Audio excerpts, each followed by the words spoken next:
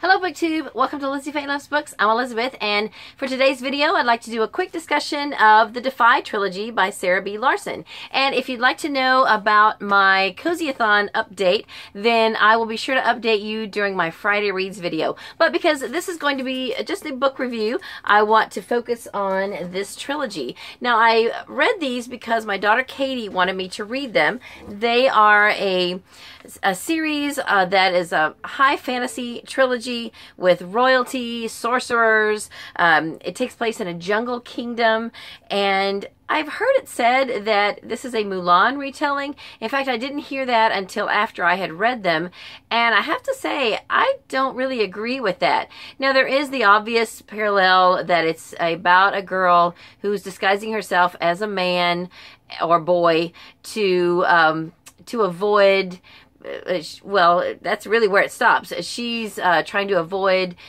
being sent to the breeding house, and so she becomes a member of the Prince's Guard and becomes a soldier, basically.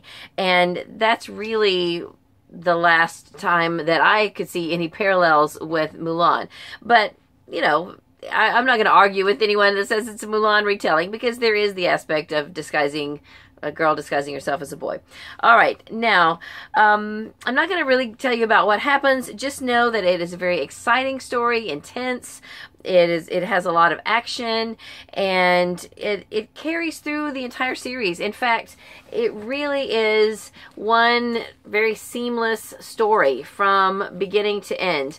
I kind of have a hard time now distinguishing one from the other. Although I will say that if I had to pick a favorite, I would pick the middle book, Ignite, because I liked the villains in this story. Now, I didn't like the villains, but the villains in this story were very formidable, very difficult to overcome, very unusual, and the circumstances surrounding this story I thought were more interesting to read than the other two. But that's not to say that there was anything wrong with the other two. They're very, very good. So I enjoyed the whole trilogy quite a lot. Now, just a couple of other things about the book that I just want to make note of. There is a love triangle and a romance, but I thought it was really done pretty well, and it doesn't drag out. There is resolution. The conclusion of that is very satisfying, and I didn't have a problem with the love triangle at all. And I want to also mention that there is rape involved in the first book especially, and I did not think it was graphically told. I mean, it's there, you know it's there, but it's not so graphic that a young girl couldn't read it. In fact, I think in this situation, you know, I think it's good for young girls to know that rape exists and to know that that is something to try everything they can do to protect themselves from it. So because of that, I think that this is perfectly fine.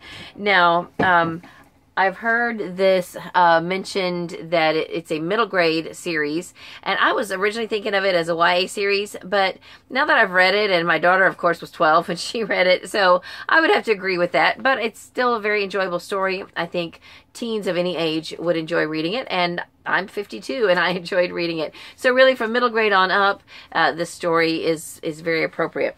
Now, one concern I thought, oh dear, it's a YA romance. Is there going to be sex in it? Because nowadays, in today's world, we're starting to see that a lot more in YA books, especially stuff that really shouldn't even be marketed for teens, is like Court of Mist and Fury, for example.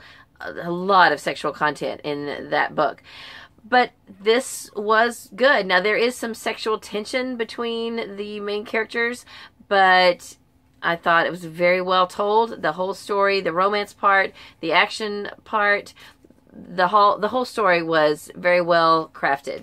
And so that's really about it. Now, I listened to these on audio on my phone through Hoopla, and I will mention that at the very end of the third book, there was some bonus material that is not found in this print book, but it is at the end of the audiobook. So if you only read these in print and you'd like to hear some of that bonus material, there is some portions where the author's talking and she's introducing the different segments, and mostly they are little short stories that are told from other perspectives other than the main character. So I would definitely recommend taking a look at that. So that's all I have for this video. I do recommend these books, and I hope you'll take a look at them. If you've read them already, let me know, or if you've only read one or two of them, and we'll talk about them in the comments. So that's all I have for this video. I hope you're having a great day. Read a good book, and God bless you.